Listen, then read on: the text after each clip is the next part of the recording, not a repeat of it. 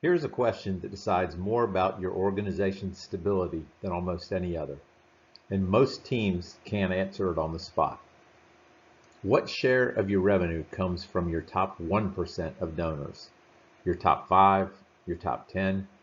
Those are concentration numbers, and they're quietly running your organization, whether you look at them or not. Let's talk about why it's the most important risk metric most teams aren't measuring. So ask yourself right now, what share of your revenue comes from your top 1% of donors? Your top 5, your top 10? If you can't answer that on the spot, you're completely normal. Almost no one tracks this.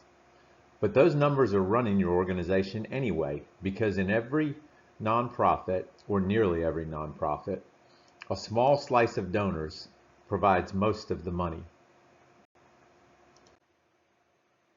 Here's the comparison that matters, drawn to scale.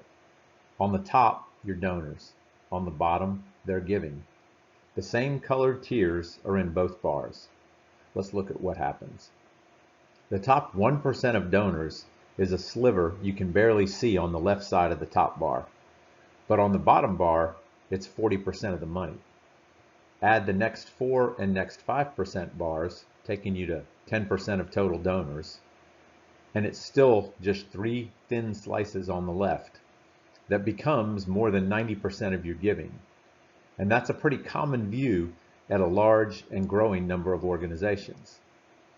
Meanwhile, the bottom 90% of donors, almost the entire top bar, is under 10% of giving.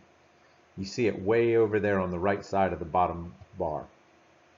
The gap between the share of donors and the share of giving is the whole point. And many teams have never seen their own numbers on a scale like this. Here's the thing about these numbers. They measure two things at once. On one side, leverage. Major donors are loyal and efficient, and a few dozen relationships doing most of the work is genuinely a gift. On the other side, exposure.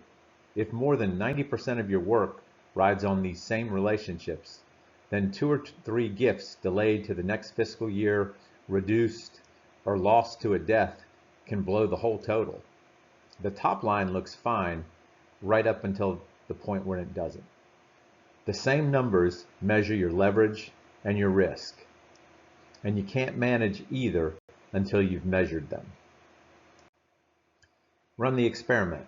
Say one top donor delays a gift to the next fiscal year. Another quietly reduces their annual commitment. A third maybe passes away or shifts priorities. For a lot of organizations, the honest answer is the year is blown and no amount of grassroots activity is going to backfill it in time. The difference between the team that sees this coming and the team that gets blindsided is simply whether they know their number. Knowing it turns hidden exposure into something you can manage. You steward those relationships differently and forecast honestly. Here's why share of giving matters so much. 2 organizations both raised $1 million. On paper, identical. But look at their share of giving. In the healthy one, the top 10% give around 80%.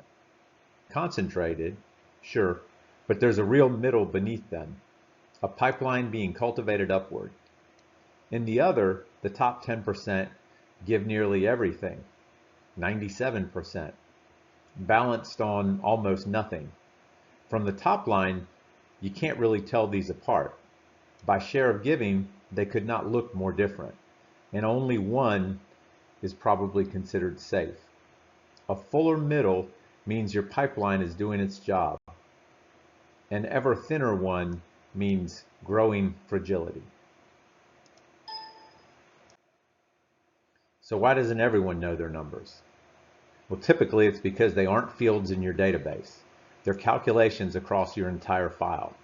Someone has to rank every donor by giving, accumulate the totals from the top down, work out what share the top 1, 5, and 10% represent, then redo it for each segment, and again next year and the year after to see the trend. That's not typically a report you can pull. It's the same distinction as always. Raised $1,050,000 is a report. 40% of that rides on 11 donors, and your concentration risk is up 6 points in 2 years. That's an analytic. It tells you exactly where to point your stewardship and your worry.